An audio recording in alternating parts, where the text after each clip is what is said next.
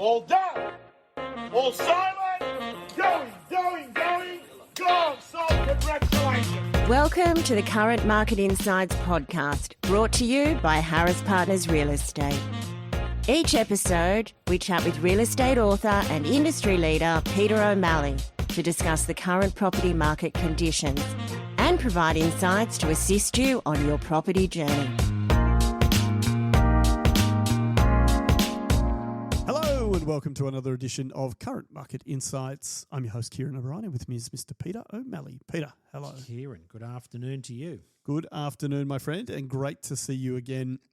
I want to talk today about the economy a little bit. I want to talk about the property market. I really just want to have a bit of a chat about how things are going now that we are pretty well entrenched in spring, and we're heading, or at least if the weather's any indication, we are well and truly headed towards summer. So I wanted to spend today talking about what you think the market conditions are looking like across Sydney, whether the economy is having much of an impact, and whether you think it's likely to continue in its current trajectory as we move towards the hotter months and into the Christmas period. Yeah, look, interesting what's going on out there at the moment. The property market, I think, is performing pretty well, Ciaran. Yep. I think the property market's performing better than the economy. Yeah, is what I would say. We saw the jobless numbers, the unemployment rate, come out last week and jumped above the RBA's forecast, and that's caused a lot of people to jump to the conclusion, rightly or wrongly, that the RBA will cut in November. Now, we've often discussed in our podcast what will central banks do if they're faced between fighting inflation and dealing with rising unemployment.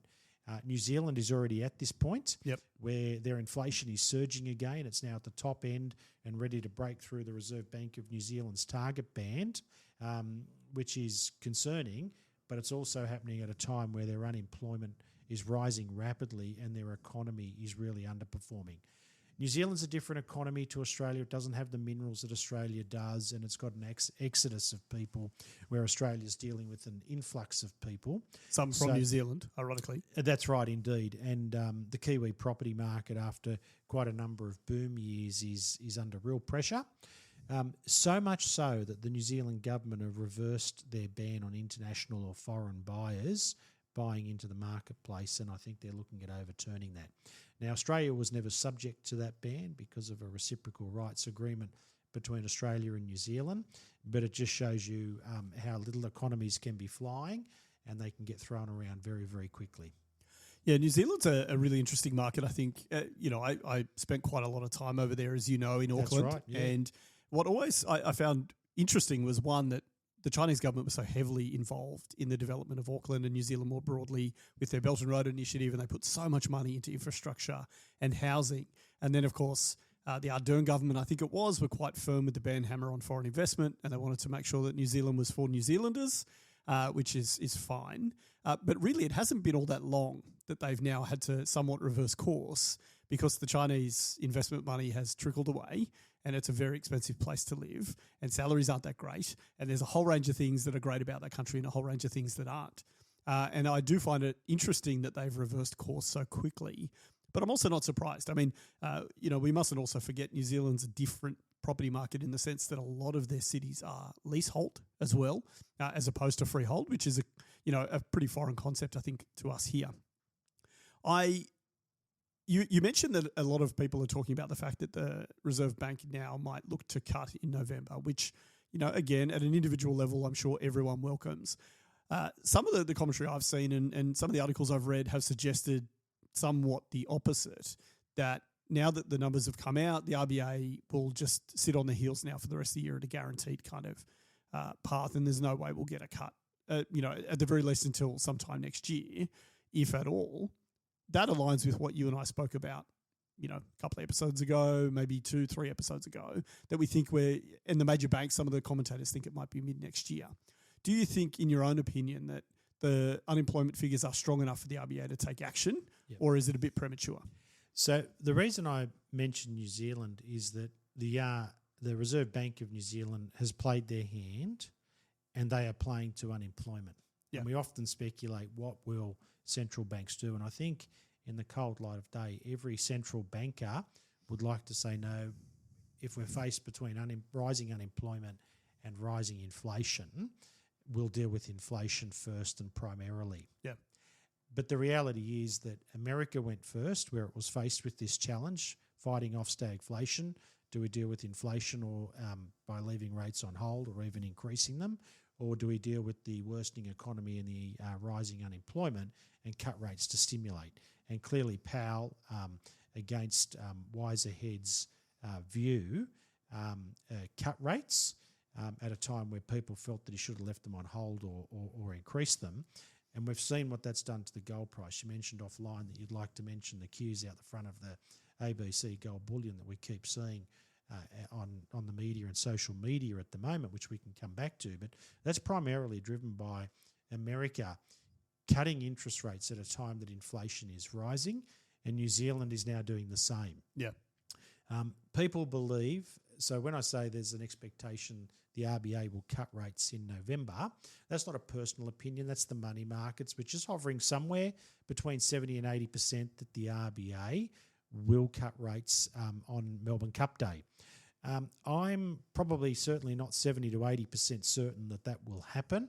I think Michelle Bullock has it within her to stare the market down as she did in July and said, no one wants to see rising unemployment. Inflation's too high. I'm going to sit on my hands. We must keep in mind that compared to nearly every other central bank globally, the RBA has been less volatile in their rate cycle movements, where they don't tend to increase as much as what New Zealand and the US did.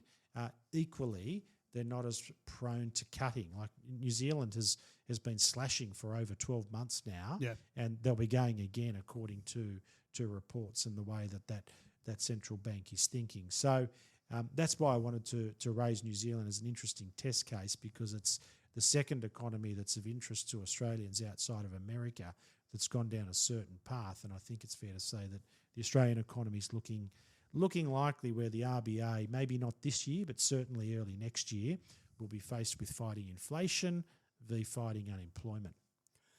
Now, I fully acknowledge that this is not your expert area. You know, we must remind our listeners that this is a real estate podcast primarily, but we do touch on money markets and particularly the Reserve Bank. But do you have an opinion on which one of those levers is, I guess, the most impactful for the RBA? And what I mean by that is, if they were to make a decision based on inflation versus job figures, what do you think has the greatest impact on the economy? You know, is it rising unemployment is more impactful to us as a nation, or is it inflation? Because I suspect that's the question in a lot of people's mind. I think there's a view if unemployment got to a certain level, high enough, that would naturally start to bring down inflation because the activity and demand wouldn't be in the economy. Yeah. That's how central bankers would like to theorise in the cold light of day. But there's political realities. And what we've got here in Australia is that we probably would have seen rising unemployment sooner, except the government stepped in to absorb so much labour that was coming out of the private sector to the degree that you keep hearing in the media is the government represents such a large section of the economy at the moment. So, yes, there's the theory to all of this, but when they're faced with the dilemma bowled at them middle stump, that you've seen in America with Powell under the pressure of Trump and the Reserve Bank of New Zealand, they are folding to political pressure and cutting rates, even though economic theory says you don't cut interest rates when inflation's going up. The other challenge that economies like New Zealand and Australia face is that the inflation is largely imported from offshore. Yeah. It's not necessarily manufactured locally due to an excessively strong economy. So some people would say, put up interest rates and you'll kill inflation. Well, if the inflation's being imported from America and Europe, but domestically our economy's struggling, all you're doing by putting up interest rates is giving the poor mortgage borrower a belting that they don't need. So it's interesting times ahead.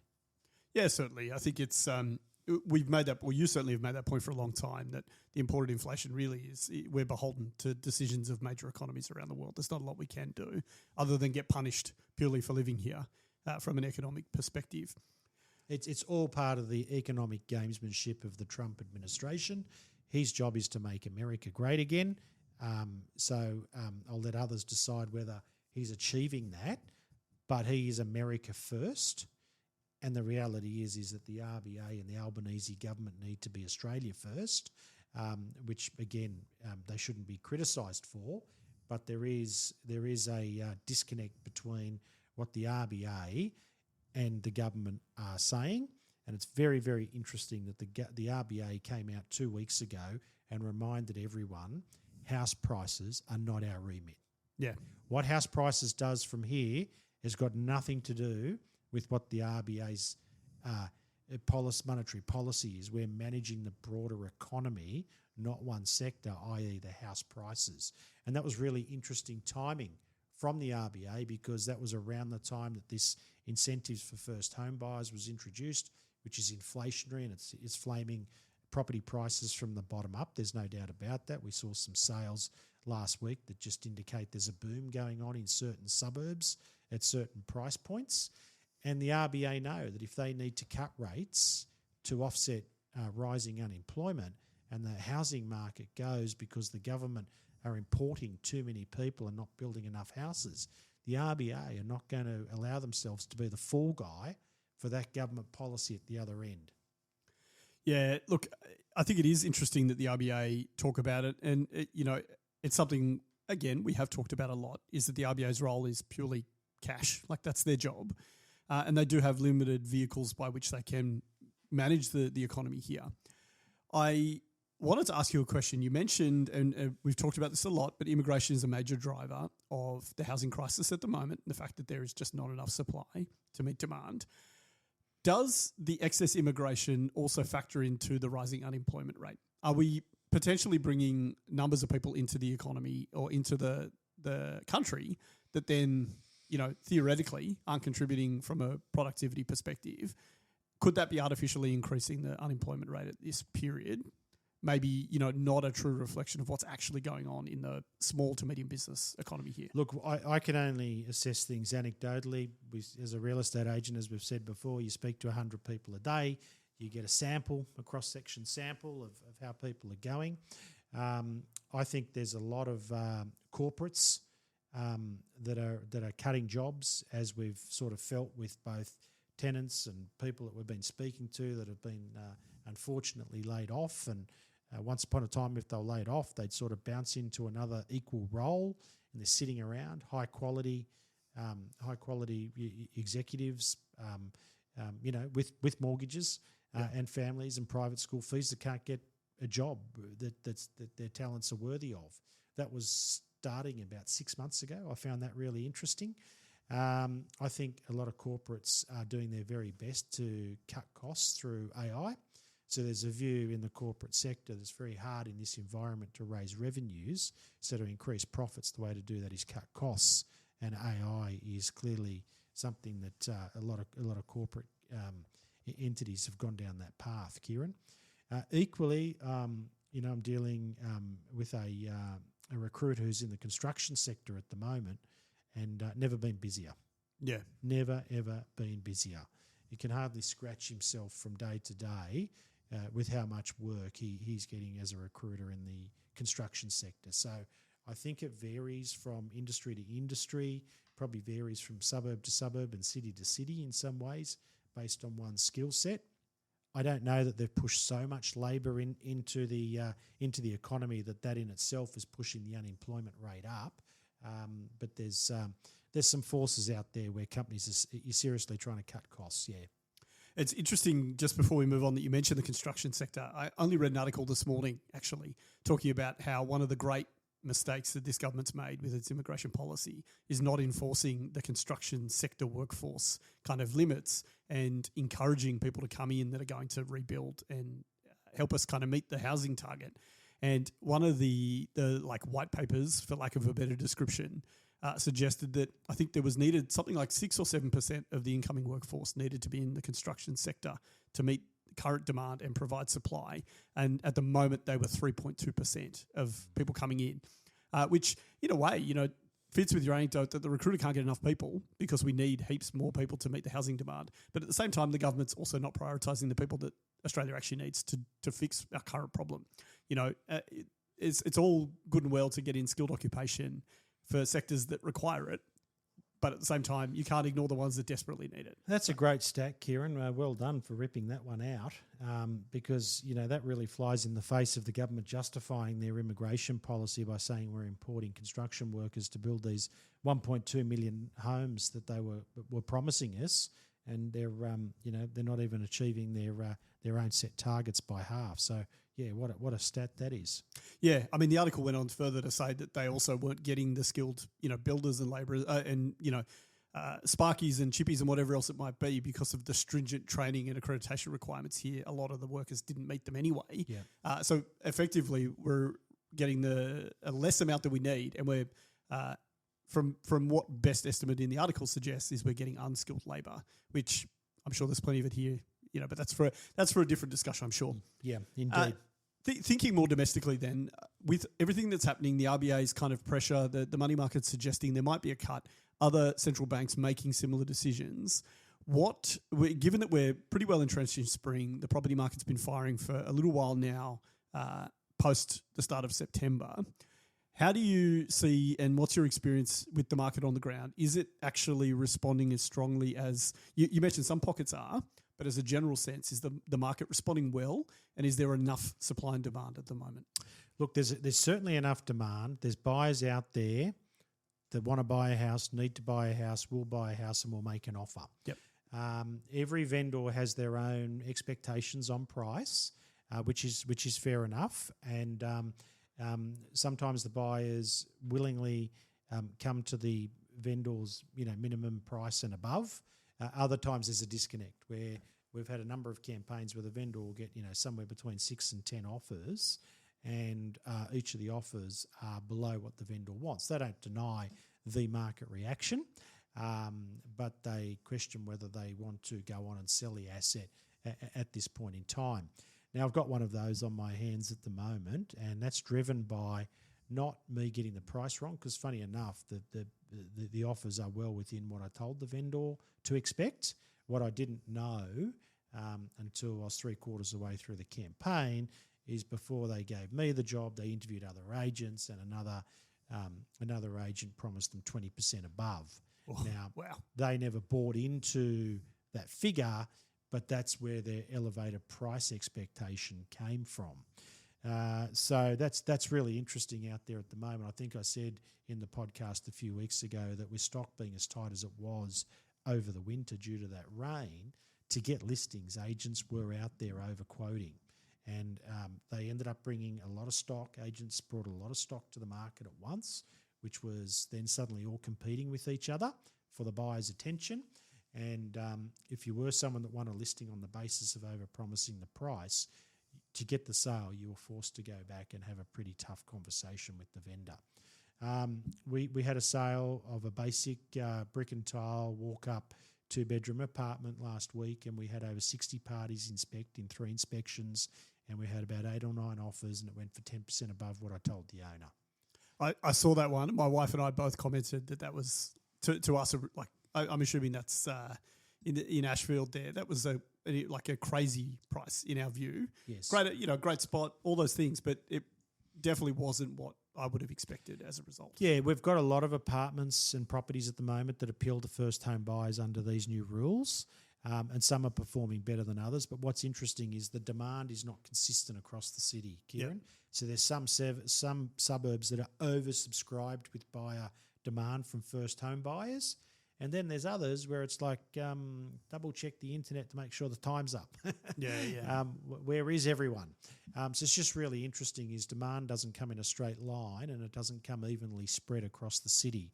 So from a vendor's perspective, I think being patient is important. If you're not getting the response you want and you are selling an apartment, sooner or later, if you've got properties like that one we just discussed where the price expectations suddenly exceeds all expectations by 10%, it's only a matter of time before the underbidders and the other inquiries say, I'm going to go and hunt around at other different suburbs to see if I can get a bit more value for money. And over time, those buyers will spread. We call that the ripple effect, if you like, in property. And you will see those buyers spread across the city into those other markets that are probably not as hot at the moment. Purely from an experience perspective, if there are two apartments equally priced, let's say $1 million, why, in your experience, do you think one in the inner west can attract 60 people on 3 inspections and one perhaps in the, let's say, the inner south, like a Zetland area, for example, why that might not get the same frenzy? Is it tied to the international market, or are there some other factors at play you think that influence that? I think the subtlety in what I said about that other one was a brick and tile Red walk brick up kind of thing, unit where not 100%, but the majority, when you say Zetland, most people think oversupply, a lot of apartments, and modern. And there is caution amongst anything that's been built in the last 15 years, high-rise, high strata, elevators, those sorts of things. Rightfully so. So I think those, I think you've got to judge every property on its merits. I understand why buyers are looking to avoid high strata levies, there's no doubt. But if it's all reflected in the price and it's a good build otherwise, it might be okay. But there's definitely a preference at the moment to walk up 60s, 70s and 80s built apartment blocks, Yeah, interesting. Yeah. And I wonder then, how much of the government's incentive will actually impact that part? You know, is that result that you guys achieved, which is outstanding, is that just reflective of what, as you say, it's an inflationary kind of decision by the government to give these incentives? Is this just a precursor or a likely explanation of what's going to happen from here on out in that first home buyer pocket? I think part of it will depend on how the rental market performs, what sort of supply comes to market. We always felt that the government were going to try and turbocharge the bottom end of the market to inspire builders and developers to build. And if builders start hearing that, basic units are in boom-like conditions, that might be the impetus there to say, let the shovel turn. Let's start building on those sites that we've been sitting on, but not building. I think that's what the government would be hoping. Oh, I have no doubt. I mean, they've got to do something to fix their massive shortfall, that's for sure. Look, as we wrap up today then, Peter, I really only have one other question for you, and I know that we've talked about this a little bit recently, but I read an article. I'd love to get your thoughts. It was written by PropTrack, who I think from memory are realestate.com's research arm, and they were suggesting that, in fact, investors are flying back into the Sydney market. Now, I know you said that's not your experience, and you've been doing this for a long time, and you have a sense that it's really not reflective. But given that they're making such a point of this, I'd just love to get your thoughts on why you think they're suggesting that investors are back, and whether or not you think the conditions actually suit. Because to me, when I look casually, the yields look terrible. It doesn't look like a great time to invest in a market that's raging. I'd love to get your thoughts. Yeah, thanks, Ciaran. Look, I think there's a real case here to maximise borrowings, buyers will go to a financial institution and say, I'd like to buy a property and I'm going to rent it out when I've bought it. Yeah. And we write lots of rental letters for buyers. We don't get to see the loan approvals, of course, but I have no doubt that there's to be able to compete in the market and in the environment that you've just outlined there, that a number of new borrowers are saying to a financial institution, I'm going to rent this property out at settlement, and then they move in. Yeah. And that's distorting the numbers. Just gaming the market. Well, they wouldn't see it as gaming the market. If I can say that bankers, mortgage brokers will often say to help get your loan across the line, this is what I encourage you to do. So they're just kind of taking the advice and not really seeing that they're not being completely truthful on their loan application is not the greatest sin in the world. Yeah. Oh, look, you don't blame them at the moment, that's for sure. Look, Peter, really great discussion today. I think it's, we said a few times in the last couple of months that it's going to be an interesting year because there is just so much going on that can influence the property sector in Sydney. So I certainly look forward to catching up a few more times before Christmas and see if we can get a bit of a sense of what's happened in 2025. But as always, I really thank you for coming in and talking with our listeners. My pleasure. Thanks, Ciaran. Thanks, Peter. And thanks to everyone for listening to Current Market Insights. We look forward to speaking with you next time.